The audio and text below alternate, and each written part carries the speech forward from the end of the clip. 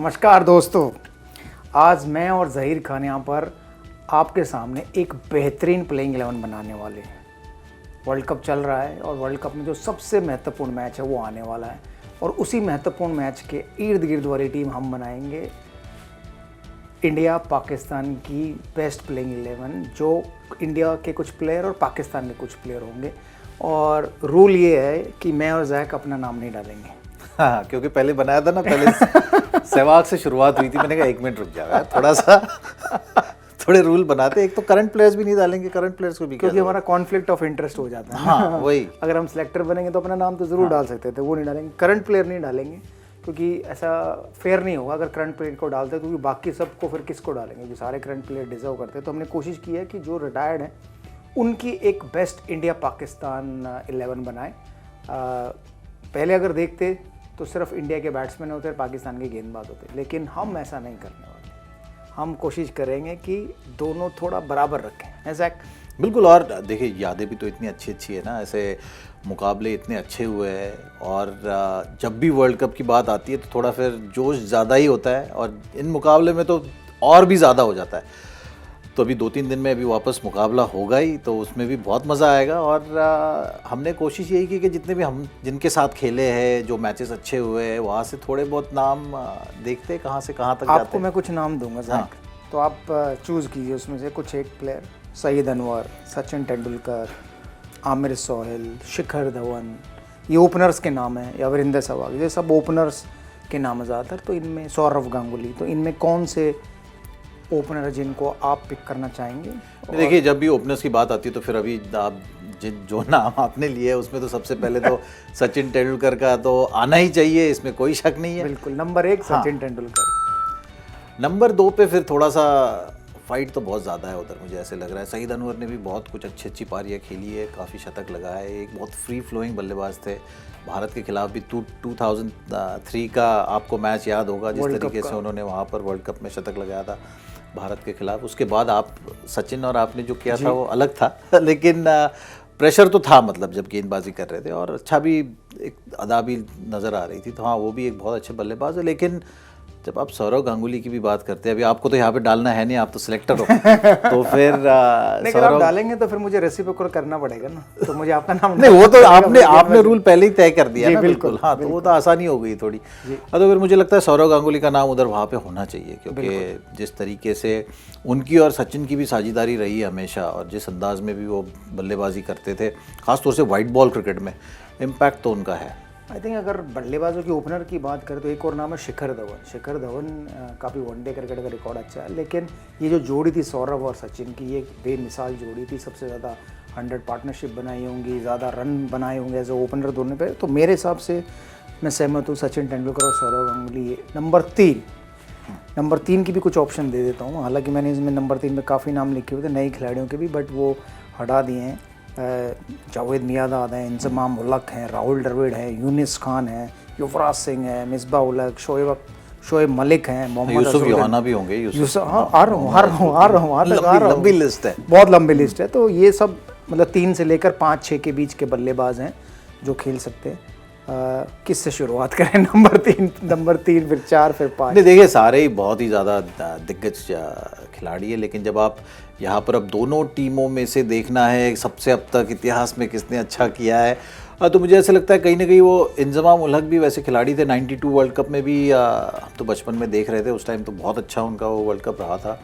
और उसके बाद भी वो वाइट बॉल के बहुत एक अच्छे बैट्समैन थे। किसी भी गेंदबाज के सामने वो एक समय जो होता है ना, बहुत ज़्यादा समय था उनके पास बल्लेबाजी करने का, तो वो एक, हाँ, रनिंग बिटवीन को थोड़ा सा आप डिस्काउंट दे सकते हैं, लेकिन बल्लेबाजी बहुत ही हमेशा। आई थिंक मैं इंजमाम उलहक को एशिया का या वर्ल्ड का कहता हूँ सबसे बेहतरीन मिडल ऑर्डर बल्लेबाज मानता हूँ। ब्रेन लारा और वो 2 ऐसे खिलाड़ी थे जो मिडल ऑर्डर को कंट्रोल करते थे और मैचेस जाते थे। तो नंबर 3 पर हम लोग इंजमाम उलहक। नंबर 4 पे युवराज सिंह, जावेद मियांदाद, राहुल द्रविड़, यूनिस खान, शोएब मलिक, मिसबा उलक, मोहम्मद यूसुफ। मुझे लगता है युवराज सिंह यहाँ पर ये बाजी तो मार जाएंगे, क्योंकि अब राहुल द्रविड़ भी यहाँ पर है मिडिल ऑर्डर की, वो भी बहुत अच्छे थे। यूसुफ योहाना, यूनुस खान, जावेद मियांदाद, ये सारे जो आपने नाम लिए वो बहुत ही बढ़िया खिलाड़ी थे, लेकिन जो जिस तरीके से वो अलोंग द ग्राउंड शॉट्स लगा के भी पावर जनरेट करनी होती है ना, वो युवराज सिंह में एक अलग तरीके की वो एक एबिलिटी थी। छक्के मारने की तो खैर उनकी बहुत अच्छी एक खूबी तो थी, लेकिन जो मिडिल ओवर्स में अगर आपको गेम भी बनाना है, वो नंबर 4 के पोजीशन पे तो बहुत अच्छा गेम बनाते थे। तो मुझे लगता है वो एक ऐसे खिलाड़ी है जिनको वाइड बॉल के इस टीम में आप नज़रअंदाज नहीं कर सकते, तो वो ज़रूर वहाँ पर मेरे हिसाब से होना चाहिए। नंबर 5 के लिए मैं विकेट कीपर को चुनूँगा यहाँ पर, क्योंकि उसके बाद हमारे जो 2 बेहतरीन ऑलराउंडर है उनकी जगह आ जाती है 3, और फिर गेंदबाज आता है, तो बैट्समैन छठे की ज़रूरत नहीं पड़ती। तो 5वें नंबर पर जो बल्लेबाज, अगर कोई विकेट कीपर लेना हो, मैं आपको नाम देता हूँ, मोइन खान, सरफराज, राशिद लतीफ़ और MS धोनी। नहीं आप तो देखिए फिर ज़्यादा डिबेट तो वहाँ पर होने की कोशिश। मैंने गलती कर दी, मैं सीधा कह सकता था MS धोनी। फिर मैं कहता आपको रुक जाओ, आगे मत जाओ, उधर ही रुक जाओ। इसलिए MS धोनी का नाम मैंने लास्ट में रखा। तो MS धोनी कोई डाउट नहीं है, क्योंकि कोई और ऐसा विकेट कीपर आया नहीं जिसका इम्पैक्ट इतना तगड़ा हो लोअर मिडल ऑर्डर या मिडल ऑर्डर में, जो MS धोनी ने किया है भारत के लिए। अब आते हैं हमारे 2 ऑलराउंडर, तो मैं उस पर तीसरे ऑलराउंडर पे जाता ही नहीं। वो 2 ऑलराउंडर का नाम जैक, कपिल देव और इमरान खान। और वो एक लग्जरी है ना, देखिए हम अभी कहते हैं कि ऑलराउंडर चाहिए, लेकिन इतना समय बीत चुका है इन दोनों खिलाड़ियों को खेल से अलविदा कह के, लेकिन फिर भी अभी भी उनका जिक्र उतना ही होता है। तो एक अलग एबिलिटी थी दोनों की, गेंद के साथ, बल्ले के साथ, और कहीं पर भी मन को मतलब इनको ना बल्लेबाजी करा दो, वैसे इनका इम्पैक्ट रहा है। तो अभी हम पुरानी टीम बना रहे हैं, तो इसमें आपके पास लग्जरी है, दोनों को साथ में मिला रहे हैं, तो फिर और भी ज़्यादा आसानी है। तो 2 ऑलराउंडर ज़रूर एक बैलेंस चेंज करेंगे। इस टीम की बैटिंग लंबी करने के लिए इमरान खान नंबर 3 पर खेले, फिर 4 पर इंजमाम उल-हक, 5 पर युवराज सिंह, 6 पर धोनी। तो इस टीम को हराना, फिर 7 पर कपिल देव, तो इस टीम को हराना मुश्किल होगा। अब आ जाते हैं आपके पसंदीदा गेंदबाजों पर। तो उनमें बहुत सारे नाम हैं, अब्दुल रज़ाक, अज़हर महमूद, इमरान खान और कपिल देव तो हमने ले लिए हैं। शाहिद अफरीदी, यार मतलब नए खिलाड़ियों को छोड़, सकलेन मुश्ताक, हरभजन सिंह, अनिल कुंबले, सईद अजमल, वसीम अकरम, शोएब अख्तर, वकार यूनुस, जवागल श्रीनाथ। अब देखिए 2 ऑलराउंडर तो आपने ऊपर लिख लिए इनका नाम, तो फिर और इनके तो गेंद के साथ भी उतना ही दबदबा था, तो फिर आपको यहाँ पर अभी स्पिनर की तरफ ही बढ़ना पड़ेगा, मुझे ऐसे लग रहा है। और जब चाहे हरभजन सिंह हो, सकलेन मुश्ताक हो, मुश्ताक अहमद हो, तो इन सब के ऊपर तो फिर आपको अनिल कुंबले जैसे गेंदबाज को रखना ही होगा, क्योंकि बहुत बड़े मैच विनर रह चुके हैं। और गेंदबाजी तो खैर इनको किसी भी सिचुएशन में आप करा सकते हैं, मतलब नए बॉल से भी अगर पावर प्ले में आपको लाना है तो आपको कोई हिचकिचाहट नहीं होगी कहीं पे भी। अगर थोड़ा पीछे भी गेंदबाजी करानी है, वहाँ पर भी आपको कुछ हिचकिचाहट नहीं होगी। तो पीक पे तो हमने इन्हें देखा है जिस तरीके से गेंदबाजी करते हैं, तो मुझे लगता है कुंबले का यहाँ पर नाम ज़रूर बनता है। आई थिंक 5 बैट्समैन और 2 ऑलराउंडर, मतलब 5वें बैट्समैन हमारे विकेट कीपर थे, तो हो गए 7, कुंबले हो गए 8। इसके बाद मुझे नाम लेने की ज़रूरत नहीं है, 3 नाम मैं लेता हूँ, अगर आप मुझसे सहमत हो। वकार यूनुस, वसीम अकरम और जवागल श्रीनाथ। बिल्कुल, यहाँ पर भी कोई डिबेट है ही नहीं। और आप सभी जानते ही है, मतलब कि नए गेंद के साथ भी, पुराने गेंद के साथ भी अगर बॉल रिवर्स भी हो रही है, और इनमें से भी अगर आप देखोगे ना, तो वसीम अकरम भी थोड़ी बहुत तो बैटिंग कर ही लेते थे, मतलब उस तरीके से। नहीं, बैटिंग तो वैसे ही बड़ी लंबी है इस टीम की, और बैटिंग की ज़रूरत नहीं आएगी गेंदबाजों की। बट फिर भी अगर मैं 12th मैंने पिक करना होता, जैक एक स्पिनर हम लोग अतिरिक्त पिक कर सकते हैं, चाहे वो सकलेन मुश्ताक हो, हरभजन सिंह हो, सईद अजमल हो या मुश्ताक अहमद हो। हाँ, तो आप किसकी तरफ जा रहे हो?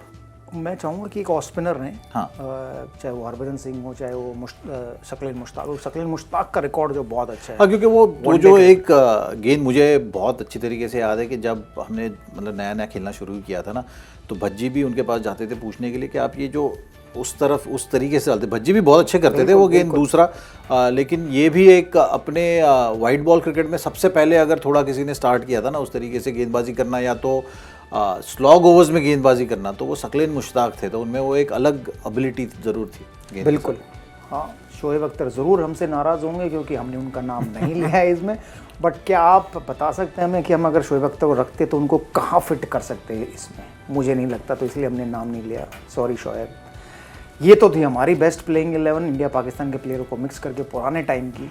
आप भी अपनी टीम बना सकते हैं और हमारे #रिकवेस्ट पर उसको टैग करके भेज सकते हैं। तो अच्छी लगी तो हम लोग रिट्वीट मरवा देंगे, नहीं लगी तो आप अपने घर खुश, हम अपने घर खुश। Thank you. Thank you.